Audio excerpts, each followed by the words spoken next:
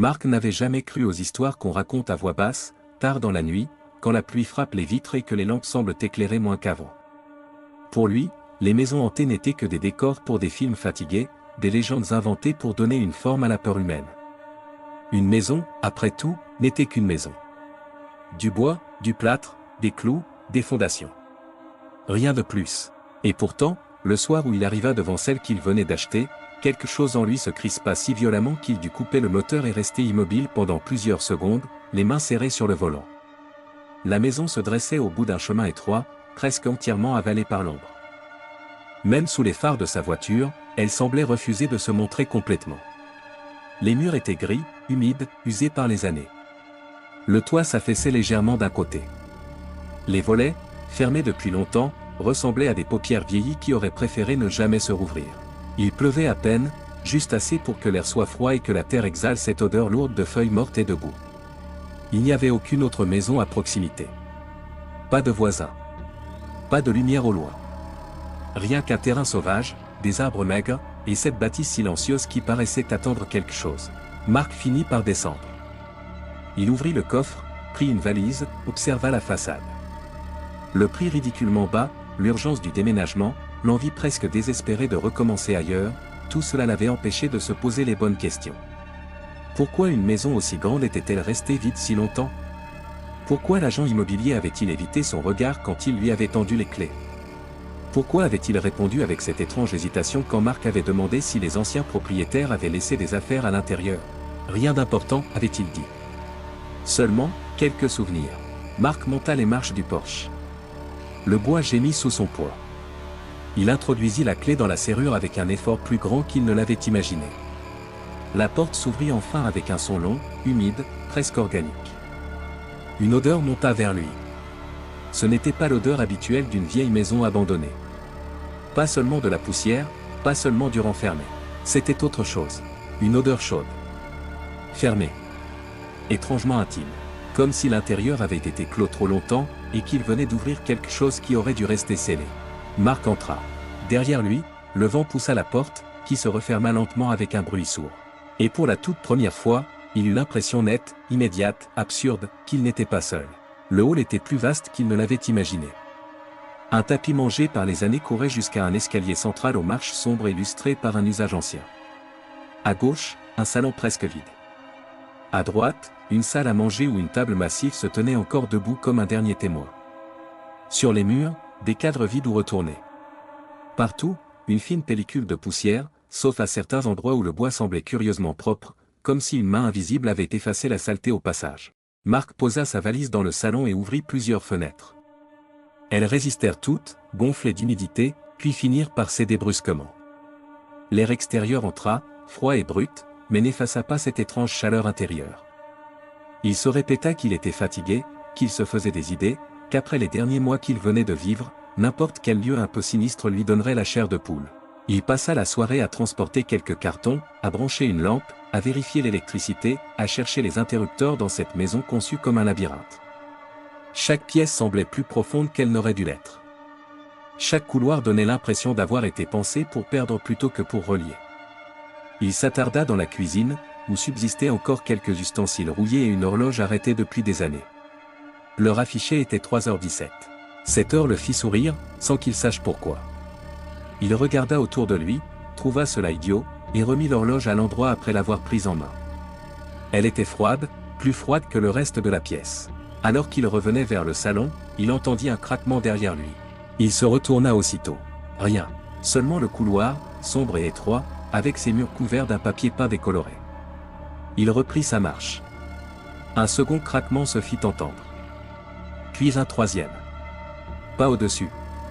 Pas au loin. Derrière lui. Comme si quelque chose avançait quand lui avançait. Il s'arrêta encore. Le silence retomba brutalement. Un silence si épais qu'il eut la sensation étrange de l'entendre bourdonner. Il attendit. 1 seconde. 2. 5. Puis il secoua la tête, poussa un rire sec, et retourna à ses cartons. Avant minuit, il avait installé un matelas dans la chambre du premier étage, placé sa lampe de chevet sur une caisse, et laissé ses vêtements dans un coin. Le reste attendrait. Avant de s'allonger, il fit un dernier tour. Il vérifia les fenêtres. La porte d'entrée. L'escalier. Le salon. Tout était vide. Pourtant, au moment d'éteindre la lumière du couloir, son regard fut attiré par une trace sur le mur. Une longue marque verticale, très légère, presque invisible. Comme si quelque chose de très lourd avait été traîné là, lentement, pendant des années. Marc l'observa quelques secondes. Puis il éteignit et monta se coucher. Le sommeil mit longtemps à venir. Marc était allongé sur le dos, les yeux ouverts, à écouter la maison. C'était étrange, justement, parce qu'elle ne faisait presque aucun bruit. Les vieilles maisons vives, elles grincent, soupirent, claquent sous le vent, réagissent au froid. Celle-ci semblait retenir quelque chose. Comme si elle était tendue. À l'écoute. La pluie s'était arrêtée. La nuit était totale. La seule lumière venait de la lampe de chevet, qu'il avait finalement laissée allumée. Plusieurs fois, il se dit qu'il allait se lever pour l'éteindre, et plusieurs fois il changea d'avis sans se l'avouer vraiment. Une gêne persistait en lui. Pas une peur claire. Pas encore. Plutôt l'impression dérangeante d'être observé depuis un angle qu'il ne parvenait pas à définir. Vers 1h du matin, il finit par sombrer dans une sorte de demi-sommeil. Il ne rêvait pas encore, mais n'était plus tout à fait éveillé. C'est alors qu'il l'entendit. Un souffle. Très faible d'abord. Long. Profond. Il ouvrit les yeux d'un coup. Le son revint. Une inspiration. Puis une expiration. Régulière. Mesurée. Presque humaine. Marc se redressa lentement. Le souffle ne venait pas de la fenêtre. Ni de la porte. Ni du chauffage, qui ne fonctionnait presque pas. Il semblait venir de partout à la fois, comme si les murs eux-mêmes laissaient passer cette respiration lente à travers leurs fissures. Il resta assis, immobile, à tendre l'oreille. Inspiration. Expiration.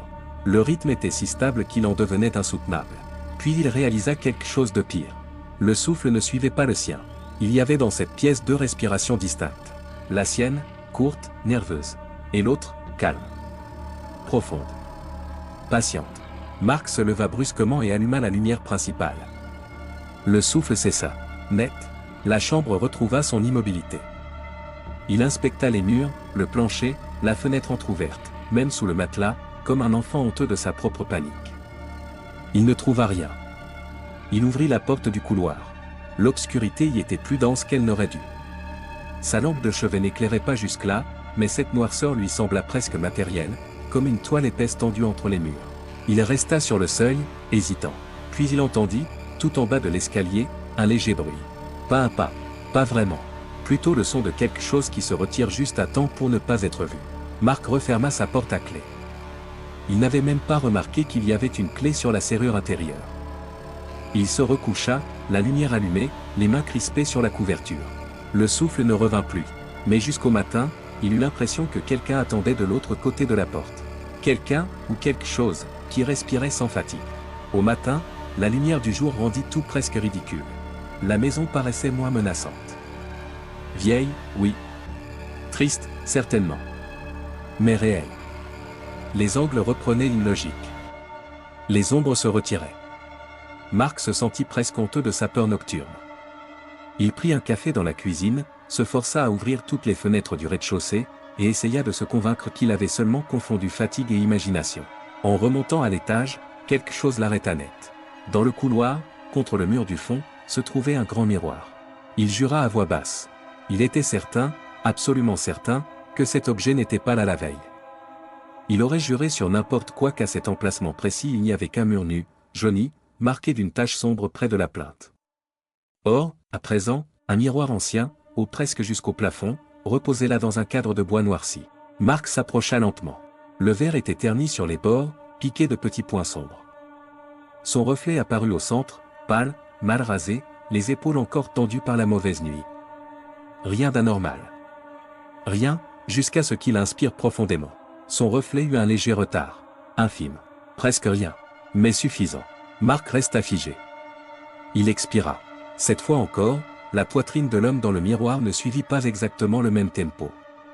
Pas de beaucoup. Une seconde, peut-être moins. Mais assez pour que l'écart soit visible. Il recula aussitôt. Le reflet recula aussi. Il rit nerveusement, revint plus près, toucha le cadre. Le bois était humide. Pas mouillé. Humide comme une peau froide. Il retira sa main immédiatement. Très drôle, murmura-t-il, sans savoir à qui il parlait. Il se pencha pour examiner l'arrière, persuadé qu'il avait simplement oublié ce meuble la veille dans la pénombre. Mais derrière le miroir, entre le bois et le mur, il n'y avait pas de poussière. Aucune. Comme s'il venait d'être déplacé. Comme si quelqu'un l'avait posé là, pendant la nuit. Marc sentit une tension nouvelle grandir en lui. Il passa le reste de la matinée à fouiller la maison d'une manière plus méthodique. Chaque pièce. Chaque placard. Chaque recoin. Il monta au grenier, où il ne trouva que des draps moisis, de vieilles malles, et une odeur si lourde qu'il redescendit rapidement. Il visita la cave, plus inquiétante encore, dont les murs suintaient d'humidité et où ses pas semblaient absorbés par une terre trop molle. Rien. Aucune trace de squatteur. Aucun animal. Aucune explication. Quand il remonta à l'étage, le miroir était toujours là. Mais quelque chose avait changé. Cette fois, Marc n'en douta pas. Son reflet le regardait avec une expression légèrement différente de la sienne. Pas un sourire. Pas un mouvement franc. Juste, une fatigue plus profonde. Comme s'il avait passé la nuit à faire quelque chose que Marc, lui, ne se souvenait pas d'avoir fait. La deuxième nuit fut pire. Marc avait pensé sortir dîner en ville, passer du temps ailleurs, rentrer tard, s'épuiser pour dormir sans réfléchir. Mais la pluie revint en fin d'après-midi, plus forte que la veille, et un brouillard dense s'installa autour de la propriété. Il n'avait aucune envie de reprendre la route dans ces conditions. Il resta donc, seul avec la maison, à écouter le vent tourner autour des murs comme une présence contrariée. Vers 22 heures, il s'installa dans le salon avec une lampe, son téléphone et un vieux livre trouvé dans un carton. La connexion réseau était faible, presque inexistante. Plusieurs fois, il tenta d'appeler un ami, juste pour entendre une voix humaine, mais l'appel échoua avant même de commencer. La batterie descendait vite. À minuit, il n'avait plus que 10%. C'est à ce moment-là que les ombres commencèrent à bouger. Au début, il crut à un effet causé par la lampe. Il déplaça l'abat-jour, changea d'angle, se leva pour vérifier les rideaux. Pourtant, les formes sur le mur du fond continuaient de glisser lentement, indépendamment de la source de lumière. Elles n'avaient pas la vitesse normale d'une ombre projetée. Elles semblaient se déplacer avec intention. Marc resta debout, tétanisé. Une silhouette longue traversa le papier peint. Puis une autre. Et une troisième, plus petite. Elles n'étaient pas nettes, jamais nettes, mais leur mouvement avait quelque chose de profondément humain. Comme si des personnes marchaient derrière le mur. Ou à l'intérieur. Le souffle revint. Plus fort que la veille. Il venait des plafonds, des cloisons, du plancher même sous ses pieds. Inspiration. Expiration. Tout le salon semblait se contracter légèrement à chaque cycle. Les rideaux frémissaient sans vent.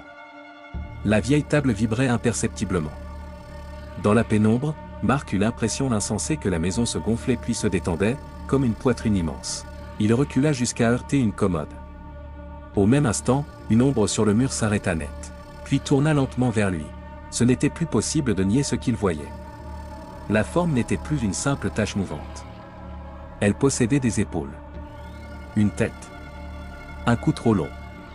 Et surtout, là où aurait dû se trouver le visage, il n'y avait rien. Seulement une zone plus sombre encore que le reste.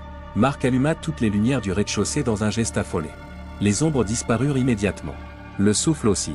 Le silence qui suivit fut plus angoissant encore, car il ne ressemblait pas à un apaisement. Il ressemblait à une pause. Comme si quelque chose, dans la maison, venait simplement de décider d'attendre un peu avant de recommencer malgré lui, d'un sommeil brutal, sans rêve, comme après une très forte fièvre. Quand il rouvrit les yeux, la pièce était noire. La lampe de chevet était éteinte. Pourtant, il était certain de l'avoir laissée allumée. Son cœur accéléra aussitôt. Il chercha son téléphone à tâtons, l'alluma. L'écran indiquait 3h17.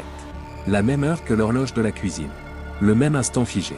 La lumière du téléphone révéla une autre chose. La porte de sa chambre était ouverte. Pas grande ouverte. Juste assez pour laisser voir la bande noire du couloir. Marc sentit sa gorge se serrer. Il essayait de se souvenir.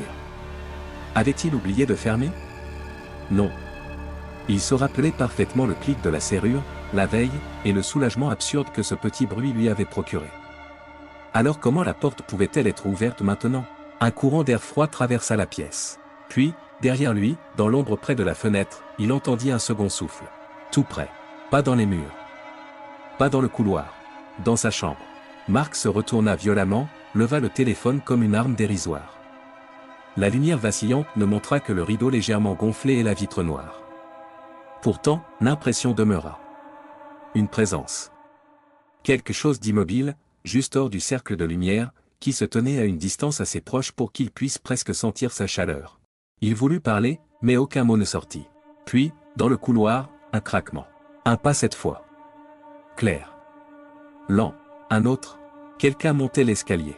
Pas après pas. Avec une régularité si calme qu'elle en devenait monstrueuse. Marc quitta le lit, recula contre le mur opposé, sans quitter la porte des yeux.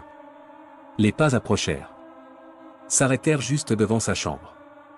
Le battement de son cœur lui faisait mal. L'écran du téléphone baissa légèrement d'intensité. Alors la porte commença à s'ouvrir davantage. Très lentement. Sans bruit. Comme poussé par une main experte qui ne voulait pas être entendue. Marc lança la seule chose qu'il avait apportée, la lampe de chevet. Elle heurta le couloir, se brisa dans un fracas soudain. Plus rien. Ni pas, ni souffle, ni mouvement. Le silence retomba d'un bloc, si brutal qu'il lui donna envie de vomir. Il resta immobile pendant plusieurs minutes, incapable d'avancer, incapable de refermer la porte. Finalement, à l'aube, il descendit chercher les morceaux de la lampe. Au milieu du couloir, juste devant sa chambre, il trouva une trace sur le plancher. Pas une empreinte. Plutôt une longue marque sombre, humide, courbée. Comme si quelque chose avait traîné une partie de son corps jusqu'à sa porte, avant de repartir. Le lendemain, Marc prit une décision simple, comprendre. La peur sans explication est insupportable. Mais une fois qu'on lui donne un nom, une histoire, un début, elle devient presque supportable. Presque. Il quitta la maison en plein matin, roula jusqu'au village le plus proche, et passa plusieurs heures à chercher des informations. Au café, les habitants l'observèrent avant même qu'il parle. Quand il mentionna l'adresse, un silence embarrassé s'installa. Une vieille femme fit discrètement un signe de croix. Un homme détourna le regard. Personne ne voulait raconter quoi que ce soit clairement. Finalement, le propriétaire d'une petite librairie d'occasion accepta de lui parler. La maison n'est pas restée vide sans raison, dit-il. Ceux qui y ont vécu n'y sont pas restés longtemps. Certains sont partis en pleine nuit. D'autres ont simplement disparu. Il y a eu des enquêtes, des rumeurs, des histoires contradictoires. Mais il existe un détail qui revient toujours. Marc attendit. À l'intérieur, reprit le vieil homme, ils entendaient tous la maison respirer. Marc sentit le sang quitter son visage. Le libraire lui remit une vieille chemise cartonnée contenant des copies de plans et quelques notes manuscrites récupérées lors d'une vente après décès. La maison avait été agrandie plusieurs fois, puis modifiée encore. Des cloisons avaient été ajoutées, d'autres supprimées, des portes murées. En étudiant les plans sur une table du café voisin, Marc remarqua quelque chose de troublant. Entre le couloir du premier étage et la chambre du fond, l'espace ne correspondait pas. Les mesures n'étaient pas bonnes. Il y avait, entre deux murs, un volume caché. Une pièce. Petite, étroite, sans accès visible sur les plans récents. Sur un plan plus ancien, presque effacé, cette pièce portait un nom écrit à la main. Pas vraiment un nom. Plutôt une mention. La chambre intérieure. Sous ces mots, quelqu'un avait dessiné un symbole grossier. Deux formes arrondies reliées par un axe central. Cela ressemblait à des poumons. Marc rentra avant la tombée du jour, animé d'une énergie tendue qui ressemblait autant à l'obsession qu'au courage. Il monta directement à l'étage, relut les mesures, compta les pas, frappa les murs du plat de la main. Le son n'était pas identique partout. À certains endroits, il était sec. À d'autres, plus épais. Plus sourd. Dans le couloir, juste à côté du miroir, une section du mur répondit différemment. Marc s'arrêta. Il frappa encore. Derrière le papier peint, derrière le plâtre, il y avait du vide. Au moment même où il s'en rendit compte, son reflet dans le miroir bougea. Pas avec lui. Seul. L'homme du miroir tourna très légèrement la tête vers le mur creux. Comme pour lui montrer. Marc arracha le papier peint avec les mains. Sous la couche jaunie apparut une ancienne porte murée à moitié, dont le contour restait visible sous le plâtre fissuré. Il alla chercher un marteau dans la cave et revint presque en courant, incapable désormais de faire autre chose que poursuivre. Chaque coup résonnait bizarrement dans la maison. Non pas comme dans des murs ordinaires, mais comme dans une cage thoracique. Au bout de plusieurs minutes, une ouverture apparut. Une bouffée d'air chaud, humide, nauséabond, s'en échappa. Marc recula, suffoqué. Ce qu'il sentait n'avait rien de minéral. Rien de vieux. Rien de mort.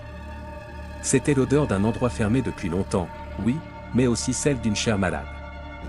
D'un corps fiévreux. D'une infection profonde. Il braqua sa lampe torche à l'intérieur. La pièce était petite, presque vide en apparence. Pas de meubles. Pas de fenêtres. Les murs, d'une couleur rouge-brun sous la poussière, semblait irrégulier, comme si le plâtre avait fondu puis s'était reformé en ondulations épaisses. Le sol n'était pas plat. Il montait très légèrement au centre, comme une peau tendue sur quelque chose d'enfoui. Le souffle résonnait ici plus fort qu'ailleurs. Inspiration. Expiration. Cette fois, il n'y avait plus de doute possible. Les murs bougeaient. Très peu. Mais ils bougeaient. Marc entra malgré lui. Une partie de son esprit hurlait de fuir. L'autre avait besoin de voir jusqu'au bout. À mesure qu'il avançait, la lumière de sa lampe glissait sur des détails impossibles, des veines fines courant sous les fissures, de petites contractions localisées, des zones brillantes comme si l'humidité ne venait pas de l'air, mais de la matière elle-même. Au centre de la pièce se trouvait une sorte d'excroissance circulaire, à peine plus haute que le reste du sol. Elle battait, lentement, comme un cœur gigantesque endormi sous une membrane épaisse. Marc s'approcha d'un pas, puis d'un autre, et il entendit, tout près de son oreille, une voix. Pas une vraie voix. Plutôt une parole formée directement dans sa tête. Un murmure humide, presque tendre. Tu es entré. Il se retourna brutalement. Personne. La lampe tremblait dans sa main. Le battement sous le sol accéléra légèrement. Le souffle se fit plus profond. Les parois de la pièce se contractèrent comme sous l'effet d'une douleur ou d'un plaisir. Marc voulut reculer. La porte derrière lui venait de disparaître dans l'obscurité. Ou bien elle était encore là, mais les murs avaient changé d'angle. La pièce était en train de se refermer sur lui. Marc courut vers l'endroit où il croyait se trouver l'ouverture. Il heurta un mur. Un vrai mur, ou ce qui y ressemblait assez pour le faire tomber. La surface n'était plus dure comme du plâtre. Sa main s'y enfonça légèrement avant qu'il ne la retire avec un cri. Sous ses doigts, quelque chose avait palpité. Autour de lui, le souffle devint énorme. La lampe torche vacilla. Les parois semblaient désormais respirer à découvert, se gonflant de plusieurs centimètres avant de redescendre. Dans la pièce, une chaleur insoutenable montait comme dans un corps en fièvre. Marc recula jusqu'au centre, près de la masse battante, sans comprendre qu'il s'approchait précisément de ce qu'il devait fuir. Alors les voix commencèrent. Pas une seule. Des dizaines. Des murmures superposés, usés, lointains, presque collés les uns aux autres. Des voix d'hommes. De femmes. Parfois d'enfants. Elles chuchotaient sans phrase claire, jusqu'à ce que certaines deviennent compréhensibles. Je voulais partir. Elle m'a appelé par mon nom. Ne dors pas à 3h17. N'écoute pas ta respiration. Elle apprend. Elle imite. Elle garde. Marc comprit alors, avec cette horreur glacée qui n'a plus besoin de preuves, que la maison n'était pas hantée. Elle n'abritait pas quelque chose. Elle était quelque chose. Une structure vivante. Ancienne. Patiente. Construite peut-être autour d'une présence impossible, ou devenue au fil des années un corps à part entière, nourri par ceux qui y entraient. Les disparus n'avaient jamais quitté les lieux. Ils n'étaient pas des fantômes au sens habituel. Ils étaient des traces. Des restes de conscience digérés trop lentement. Des voix retenues dans la chair des murs comme de l'air dans des poumons. Le battement au centre augmenta encore. Marc sentit le sol céder légèrement sous ses pieds. Une déchirure s'ouvrit dans la membrane centrale. Une fente sombre, humide, irrégulière. Quelque chose en remontait. Pas un membre identifiable. Pas une tête. Plutôt une forme humaine inachevée, modelée à partir de chair, d'ombre et de souvenirs. Puis Marc vit son visage. Ou plutôt, le sien. La chose qui sortait du centre portait ses traits, mais étirés, plus lisses, plus vides. Ses yeux étaient ouverts sans paupières. Sa bouche s'entr'ouvrit avec un léger retard, comme dans le miroir. Et quand elle inspira, Marc sentit brutalement l'air quitter ses propres poumons. Il tomba à genoux. La créature le regarda avec une expression paisible, presque douce. Puis elle avança, un mouvement trop fluide, presque liquide. Derrière elle, les voix murmurèrent plus fort. Elle prend la forme. Elle garde le souffle. Elle laisse partir le corps. Marc voulut crier, mais sa voix se brisa. Chaque inspiration devenait plus courte. La chose en face de lui respirait mieux que lui. Plus profondément. Plus complètement. Comme si elle apprenait son rythme, l'ajustait, le volait. Il comprit alors la vérité la plus insoutenable de toutes. Ce n'était pas seulement une maison qui se nourrissait de ses habitants. C'était une maison qui répétait ses habitants. Qui fabriquait une copie à partir de leur peur, de leur voix, de leur souffle. Et qui gardait ensuite l'original quelque part dans sa matière obscure. On ne sut jamais exactement ce qui arriva à Marc cette nuit-là. Les rares faits qu'on peut reconstituer sont simples.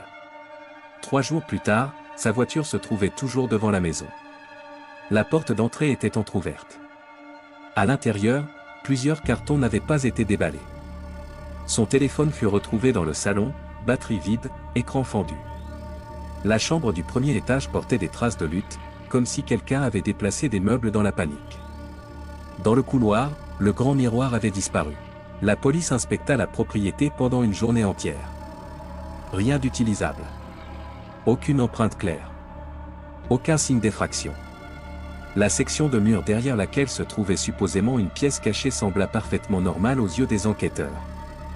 On parla de fuite volontaire, de fragilité psychologique, de dépression après une rupture. On classa l'affaire comme tant d'autres. Mais certains détails restèrent. Le premier agent entré dans la maison affirma avoir entendu une sorte de respiration dans les cloisons. Il ne l'écrivit pas dans son rapport. Une experte appelée pour évaluer l'état de la bâtisse demanda à sortir au bout de 8 minutes. Elle refusa ensuite de remettre les pieds sur la propriété. Et surtout, quelques semaines plus tard, une nouvelle annonce apparut. Maison ancienne à vendre. Prix très attractif. Parfaite pour un nouveau départ. Le texte semblait banal. Presque accueillant.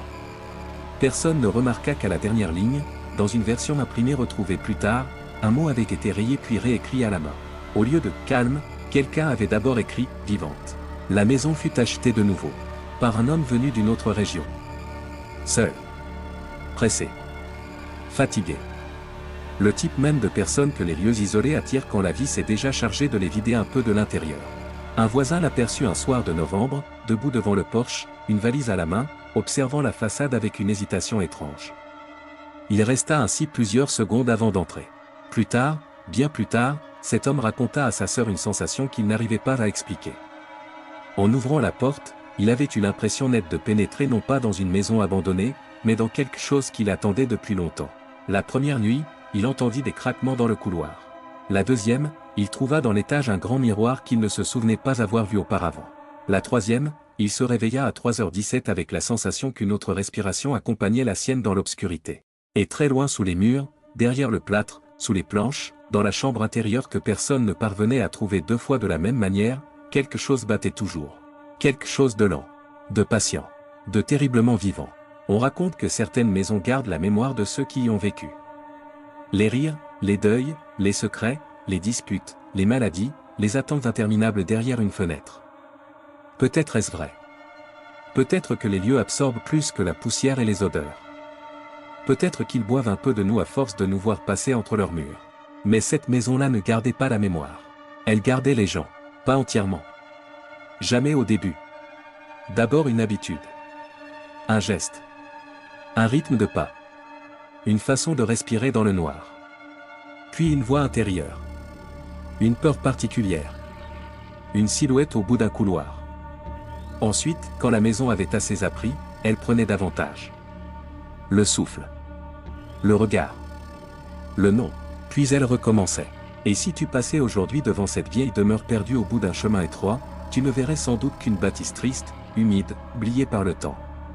Tu penserais peut-être qu'elle a besoin de travaux, qu'elle paraît plus grande de l'intérieur que de l'extérieur, qu'elle dégage une odeur désagréable de renfermé. Tu remarquerais peut-être aussi qu'aucun oiseau ne se pose sur son toit. Mais si tu t'approchais la nuit, si tu restais assez longtemps sur le porche, si le vent tombait complètement, alors, juste avant d'entrer, dans cet instant suspendu où la main hésite sur la poignée, tu pourrais entendre ce que Marc a entendu. Pas un bruit de tuyauterie, pas une rafale, pas un animal dans les murs. Non, une inspiration lente, profonde, puis une expiration plus longue encore. Comme si toute la maison gonflait dans l'obscurité. Comme si elle testait l'air. Comme si elle te reconnaissait déjà. Et si, malgré cela, tu choisissais d'ouvrir la porte, elle te laisserait entrer sans résistance. Parce qu'une chose aussi ancienne sait attendre. Parce qu'elle sait que les êtres brisés cherchent toujours un endroit où recommencer. Parce qu'elle sait aussi que rien n'est plus facile à attirer qu'un cœur fatigué à qui l'on promet le silence. Alors tu monterais peut-être à l'étage. Tu verrais peut-être un miroir au bout du couloir. Tu penserais avoir mal dormi. Tu te dirais que ton reflet a bougé bizarrement à cause de la lumière. Tu te coucherais. Et au moment précis où le sommeil commencerait à te prendre, juste avant de sombrer, tu entendrais un souffle à travers les murs. Lent, calme, patient. Tu retiendrais le tien pour vérifier. Et c'est là que tu comprendrais. La respiration ne vient pas de toi. Elle vient de la maison. Et elle t'écoute.